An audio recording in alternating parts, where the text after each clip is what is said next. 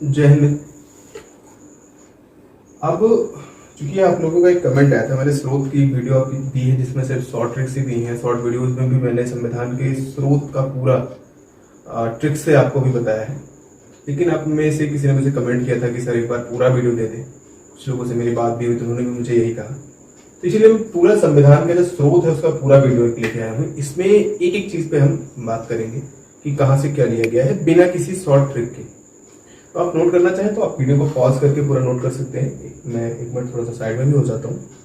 हम यहाँ पर देखेंगे कि भारत शासन अधिनियम से हमने क्या क्या लिया है, यानी जो भारतीय संविधान है उसमें भारत शासन अधिनियम, और ये कब आया था? 1935। लगभग जो हमारा संविधान आज बना है उसमें 70% हिस्सा हमने भारत शासन अधिनियम से लिया है, उठाया है। ठीक है, तो इस लेकिन मुख्य चीजें क्या है जो एग्जाम में पूछी जाती है, क्योंकि हम एग्जाम से रिलेटेड पढ़ रहे हैं, हमको इससे पीएचडी नहीं करनी है, ना हमको टीजीटी देना है, ना पीजीटी देना है, हमको वनडे एग्जाम्स की प्रिपरेशन करनी है। तो उसके हिसाब से हम देखेंगे, तो उसके हिसाब से संघीय योजना, इसको हम इंग्लिश में अगर रखें तो फेडरल स्कीम, फेडरल स्कीम, ये हम कहां से लेके आए हैं? भारत शासन अधिनियम 1935 से इसने हमको उठाया है। न्यायतंत्र यानी जो जुडिशरी है, जिसमें सबसे ऊपर सुप्रीम कोर्ट, उसके नीचे हाई कोर्ट, फिर सेशन कोर्ट। ये क्या है? एक जुडिशरी सिस्टम है, एक न्याय तंत्र है। और ये पूरा तंत्र कहां से लिया गया है? ये पूरा का पूरा तंत्र लिया गया है भारत शासन अधिनियम 1935 से। क्योंकि हम लोग पढ़ते हैं 1773 में सबसे पहली बार कोर्ट की स्थापना भारत में हुई थी, जिसको हम सुप्रीम कोर्ट बोलते हैं। फिर 1935 में जो आज की स्थिति की सुप्रीम कोर्ट है उसकी स्थापना 1935 में हुई है। 1862 में हाई कोर्ट की स्थापना हुई है। तो जो पूरा का पूरा उनका जुडिशरी स्ट्रक्चर था वो बहुत अच्छा था। तो हमने भारत शासन अधिनियम 1935 से ये भी हमने लिया गया। लोक सेवा आयोग, UPSC, union public service commission, UPSC नहीं, पब्लिक सर्विस कमीशन, पीएससी, ये भी यहीं से लिया गया है। प्रशासनिक विवरण, जो एडमिनिस्ट्रेटिव ढांचा है भारत का, एडमिनिस्ट्रेटिव ढांचा जो है वो भी हमने 1935 के अधिनियम से ही लिया है। राज्यपाल का पद या कार्यालय, यहां से हम एक चीज और यहां पर ऐड कर सकते हैं, कार्यालय, ये कहां से लिया गया है? ये भारत शासन अधिनियम 1935 से लिया गया है। तो एक मिनट के लिए मैं हट जाता हूं, आप इसको वीडियो को पॉज करके आप इसको नोट कर लीजिए, पूरा एक नोट्स बना लीजिए। ठीक है, अब हम आगे चलते हैं। भारत शासन अधिनियम के बाद अगला जो हम पढ़ेंगे वो ऑस्ट्रेलिया ने लिया, तो अमेरिका से भी है, सबसे लिया है, तो हम एक एक देखेंगे। ऑस्ट्रेलिया, ऑस्ट्रेलिया से हमने क्या लिया है? समवर्ती सूची। दरअसल 3 तरीके की सूची है, एक केंद्र सूची, राज्य सूची और एक समवर्ती सूची। ठीक है, तो समवर्ती सूची उसमें जो विशेष है, जिसमें केंद्र और राज्य से इतर जो सब कुछ ऐसे सब्जेक्ट्स हैं जिन पर दोनों के 50-50% योगदान, या कुछ अंश राज्य का कुछ अंश केंद्र का होगा, उसको समवर्ती सूची में रखा जाता है। तो वो हमने कहां से लिया है? ऑस्ट्रेलिया से। दूसरा, व्यापार और वाणिज्य की स्वतंत्रता, मतलब भारत के किसी भी कोने में जाकर हम व्यापार कर सकते हैं, ये भी हमने ऑस्ट्रेलिया से लिया है। और सदनों की संयुक्त बैठक, यानी आर्टिकल 108 के तहत तो लोकसभा और राज्यसभा दोनों की जो संयुक्त बैठक होती है वो हमने कहां से लिया है? ऑस्ट्रेलिया के संविधान से लिया है। तो आप लोग इसको भी नोट कर लीजिए वीडियो को पॉज करके, फिर हम आगे चलते हैं। ऑस्ट्रेलिया खत्म, अरे भी है लेकिन यहां पर खत्म कि हमने क्या क्या लिया। तो अब हम पढ़ेंगे कनाडा को, ध्यान दीजिएगा। तो इसको कनाडा को, और वो ठीक है ना कपूर साहब वाली, वही बात। फेडरेशन विद स्ट्रॉन्ग सेंटर, मतलब मजबूत केंद्र के साथ में जो फेडरेशन वाला सिस्टम है वो हमने कहां से लिया है? कनाडा से। देखो भारत का जो फेडरेशन है, भारत पहली चीज फेडरेशन नहीं है, भारत एक यूनियन है। और यूनियन में और फेडरेशन में अंतर ये होता है कि फेडरेशन में चीजें अलग हो सकती हैं, यूनियन में चीजें अलग नहीं हो सकती हैं। ठीक है, तो भारत के जो राज्य हैं वो अलग नहीं हो सकते हैं। अच्छा, अगर ऐसा होना होता तो क्या होता पता है? जिस राज्य का मन करता, जब मन करता होगा, ऐसा हम तुम्हारे साथ नहीं रहेंगे, हम अपना अलग राज्य बनाएंगे। कभी पता चले कि ममता बनर्जी जी की नौ चल बे खेला हो बे, अलग राज्य बनाएंगे, अलग देश बनाएंगे, है ना? तो ऐसा नहीं हो सकता है। ये सिस्टम हमने कहां से लिया है? कनाडा से लिया हुआ है। अगला है अवशिष्ट शक्तियां केंद्र के पास रहेंगी। देखो वही है समवर्ती सूची वाला जो विषय है, उसी को यहाँ भी उठा के रख दिया है कि अवशिष्ट शक्ति है, जो शक्ति बच गई केंद्र और राज्य के बाद जो चीजें बच गई वो किसके पास रहेंगी। तो ये भी उसका विषय है कि भाई उनके पास भी नहीं, उनके पास भी नहीं है, तो ये किसके पास रहेंगी, तो वो केंद्र के पास चली जाएंगी। कुछ ऐसी शक्तियां होंगी जिसको हम अवशिष्ट शक्तियां बोलेंगे। अगला सुप्रीम कोर्ट के जो सलाहकारी अधिकार है, यानी आर्टिकल 143, जिसमें क्या करता है, सुप्रीम कोर्ट राष्ट्रपति को सलाह देता है किसी भी विषय पर। ये भी हमने कनाडा से ही लिया है। हालांकि इस सलाह को मानने के लिए जो राष्ट्रपति है वो बाध्य नहीं है। तो आप इसको नोट कर लीजिए पॉज करके, है ना। पानी वानी पी लो थोड़ा सा।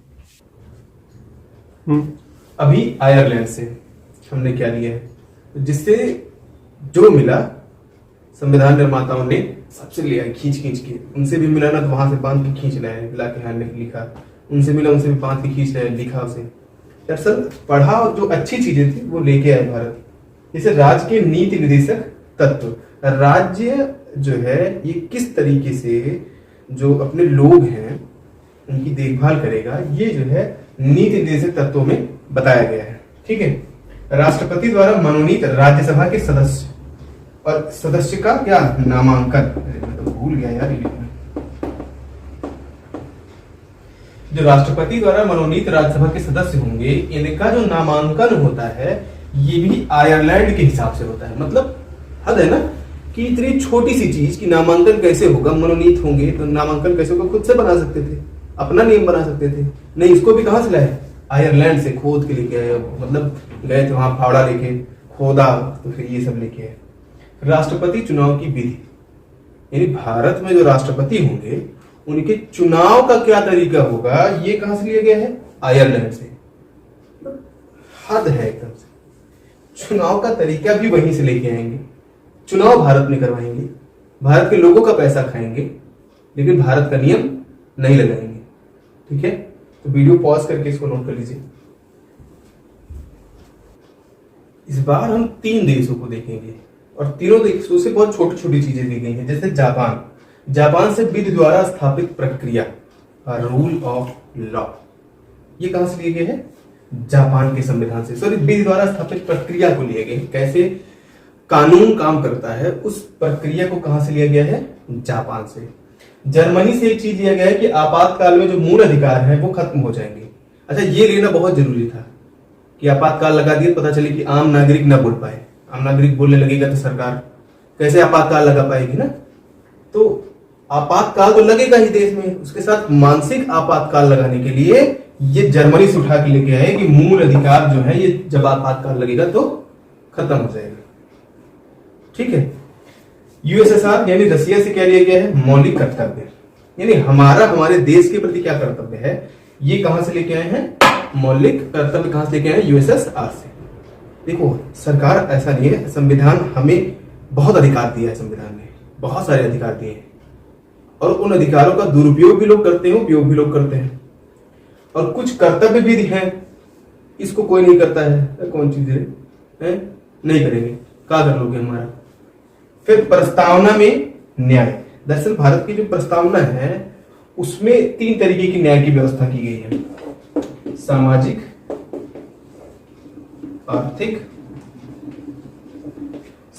आर्थिक और तीसरा राजनैतिक।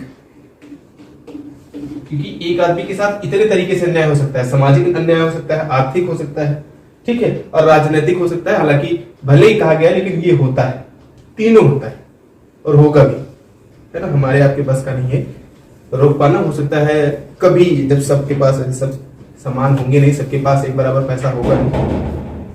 ठीक है, तो ये आप नोट कर लीजिए। अब हम देखते हैं कि यूके यानी ब्रिटेन से हमने क्या लिया है। ठीक है, तो ब्रिटेन से हमने लिया संसदीय व्यवस्था, या हम कहें संसद। जो हम देखते हैं भारत की, ये कहां से ली गई है, ये ब्रिटेन से ली गई है। ठीक है ना, संसद या संसदीय व्यवस्था कहां से, ब्रिटेन से। बहुत पूछा जाता है, मतलब अगर आप 5 एग्जाम देते हैं तो उसमें से 3 एग्जाम में आपका इसके साथ आमना सामना होना है, मारपीट इससे होनी है। इस पहले से हथियार अपना तैयार रखो, जैसे दिखे मारो, कट जाएगा सर इसका। लेजिस्लेटिव प्रोसीजर यानी विधायी प्रक्रिया, सीधा इसकी हिंदी होती है विधायी प्रक्रिया। किस तरीके से कोई अगर अधिनियम है तो उसको हमको लोकसभा में राज्यसभा में पास करवाना है, फिर राष्ट्रपति से सिग्नेचर करवाना है। ये जो प्रक्रिया है ये हमने ब्रिटेन से लिया है, ठीक है। और ये बहुत अच्छी चीज है। मान लो लोकसभा में किसी पार्टी की बहुमत है और राज्यसभा में नहीं है, तो कोई गलत नियम लोकसभा और राज्यसभा, लोकसभा में पास हो गया तो राज्यसभा में नहीं पास होगा, और राज्यसभा में पास हो गया तो लोकसभा में नहीं पास होगा। और जब तक दोनों जगहों से पास नहीं होगा वो अधिनियम नियम नहीं बनेगा, और पास होने के बाद भी राष्ट्रपति के पास आएगा साइन होने के लिए। बाकी राष्ट्रपति क्या है? राष्ट्रपति है कठपुतली किसकी? प्रधानमंत्री की। नाम काम जो होता है राष्ट्रपति के नाम पर होता है हमेशा, इसीलिए किसी भी प्रधानमंत्री को जेल नहीं होगी, क्योंकि वो काम राष्ट्रपति के नाम पे करता है। फंसेगा राष्ट्रपति बेचारा, काम कौन करेगा? दूसरा कोई। अगला है एकल नागरिकता, जिससे आप दो देशों की नागरिकता एक साथ नहीं ले सकते हैं। ये हमने ब्रिटेन से लिया है। मंत्रिपरिषद और द्विसदनात्मक व्यवस्था, हालांकि संसदीय व्यवस्था में हम इसको भी ले सकते हैं, लेकिन मैंने अलग से लिख दिया है। मान लो पूछ लिया और आपने कहा सर आपने तो बताया नहीं, तो द्विसदनात्मक आ गया। अरे भाई संसदीय व्यवस्था ले लो, तो संसदीय व्यवस्था में दो सदन है, लोकसभा और राज्यसभा। दो सदन कौन कौन से हैं? एक है लोकसभा और एक है राज्यसभा। इसको बोलते हैं अपर हाउस, इसको बोलते हैं lower house. L for lower, तो अपर अपने आप समझ में आएगा कि आर राज्यसभा हो जाएगा। तो दो सदनात्मक जो व्यवस्था है ये हमने ब्रिटेन से लिया है। कहां से लिया है? ब्रिटेन से लिया है, ठीक, नोट कर लीजिए।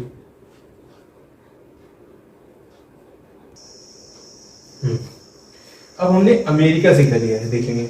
मूल अधिकार, the best part of our constitution, fundamental rights. ये ना होता ना तो ये जो राजनीतिक करने वाले हैं ना, ये हमको कच्चा चबा जाते हैं। मतलब हर दूसरे दिन आपका क्या होता आप खुद भी नहीं समझ पाते अगर आपके पास मूल अधिकार नहीं होते। तो संविधान बनाने वालों को धन्यवाद कीजिए इसके लिए। चलिए कमेंट पे धन्यवाद जी सबके लिए। न्यायपालिका की स्वतंत्रता, जैसे भारत की जो जुडिशरी है ये आर्टिकल 50 में है कि जो न्यायपालिका है और कार्यपालिका है दोनों अलग अलग काम करेंगी, और अगर ये ना होता तब भी हमारे लिए जो स्थितियां हैं वो वर्स्ट हो जाती, बहुत खराब होती। न्यायिक पुनरावलोकन, किसी को फांसी हो गई और उसको जुडिशियल रिव्यू में अगर जाना है तो उसके लिए है। राष्ट्रपति पर महाभियोग, इम्पीचमेंट, राष्ट्रपति पर लगाना, उसको हटाना है, काम नहीं कर पा रहा है, कुछ गलत काम कर दिया तो हटाना है, कैसे हटाएंगे उसकी पूरी प्रक्रिया दी गई। हाईकोर्ट और सुप्रीम कोर्ट के जो जज है जब ये अपने काम को ना कर पाए तो इनको हटाना हो तो किस तरीके से हटाना है। ऐसे नहीं है ना कि जाए वो बोले कि एक काम नहीं कर पा रहे, हटो यहाँ से, बैठे रहते हो बचिए तेरे मुंह बनाए, नहीं, तरीका है। और वो तरीका हमने कहाँ से लिया है? अमेरिका के संविधान से लिया है। ये हो गया यूएसए के संविधान से हमने क्या क्या लिया है, ठीक है, सुनो कर लीजिए। अब दो बच गए, एक साउथ अफ्रीका और एक फ्रांस। देखो साउथ अफ्रीका से संविधान संशोधन की जो प्रक्रिया है बोलेंगे, मतलब संविधान में अगर कुछ संशोधन करना है तो वो हमने कहां से लिया है? साउथ अफ्रीका से। यानी संविधान संशोधन होगा तो उसको हमने कहां से उठाया? साउथ अफ्रीका से। देखो हर चीज हमेशा सही नहीं हो सकती है। 1950 में जब संविधान को अंगीकृत किया गया और आज की स्थितियों में जमीन आसमान के अंतर है। हालांकि उस समय के लोगों ने भी संविधान को इस तरीके से बनाया है कि जब हम पूरा संविधान पढ़ेंगे तो हमको लगेगा कि उन्होंने पहले समय यात्रा की होगी और यहाँ पहुंचे होंगे, जिसको समय डकैती भी बोलेंगे ना, यहाँ पहुंचेंगे, पूरा देखेंगे, उसके बाद उसे बनाया है। लेकिन फिर भी कई सारे ऐसे नियम हैं जिनकी जरूरत धीरे धीरे हमको नहीं पड़ी, तो उसके लिए हमने संविधान में संशोधन करके उसमें थोड़ा बहुत मॉडिफिकेशन किया, कुछ हटाया कुछ जोड़ा। तो वो प्रक्रिया साउथ अफ्रीका से। राज्यसभा के जो सदस्यों का चुनाव है वो प्रक्रिया हमने कहां से ली? साउथ अफ्रीका से। हालांकि द्विसदनात्मक व्यवस्था हमने कहां से ली है? ब्रिटेन से। लेकिन राज्यसभा में जो सदस्यों का चुनाव होगा वो कहां से, किसके हिसाब से होगा? South Africa. फ्रांस, पहली चीज रिपब्लिक, यानी भारत क्या है? गणतंत्र है। इस शब्द की जो अवधारणा है ये कहां से मिली? फ्रांस से। और प्रस्तावना में समानता, स्वतंत्रता और बंधुत्व की जो बात कही गई है वो भी कहां से कही गई है? फ्रांस में कही गई, वहां से इसको लिया गया है। ये हो गया किस किस देश से हमने क्या क्या लिया है। तो उम्मीद करता हूं कि अब अगर इससे प्रश्न आएंगे तो आपके नहीं छूटेंगे, ठीक है। थोड़ा सा इसको पढ़िएगा, नोट्स बनाइए, चैनल को शेयर जरूर करिए, क्योंकि आप लोग शेयर नहीं कर रहे हैं इस समय, देख भी कम लोग रहे हैं वो, क्योंकि एग्जाम्स एकदम सर पे हैं। और अगर रिवीजन करना है तो इससे बेहतर कुछ नहीं, पूरा रिवाइज हो जाएगा एक बार में आपको। और इससे प्रश्न आते ही आते हैं, दो हाथ करने ही पड़ेंगे, इससे पढ़ना ही पड़ेगा इसको, ठीक। मिलते हैं आपको नेक्स्ट वीडियो में, तब तक के लिए धन्यवाद।